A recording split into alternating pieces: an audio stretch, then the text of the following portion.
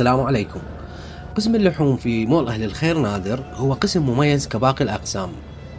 أولا اللحم عراقي 100% وخاضع للفحص والسيطرة، نظافة وحفظ درجة أولى، أسعاره جدا مناسبة، ذبح يومي وجودة اللحم كلش عالية. القصاب اللي مسؤول عن هذا القسم يختار العجل أو الطل الصغير بس، ولازم يكون بصحة جيدة. باختصار مستحيل تلقى لحم بنفس الجودة ونفس السعر. متوفر المراوس والشرح والمثروم والمعلاق والكبدة والهمبرجر والدجاج الفريش بكل أنواعه. العنوان الحلة نادر الثانية، الشارع الخدمي.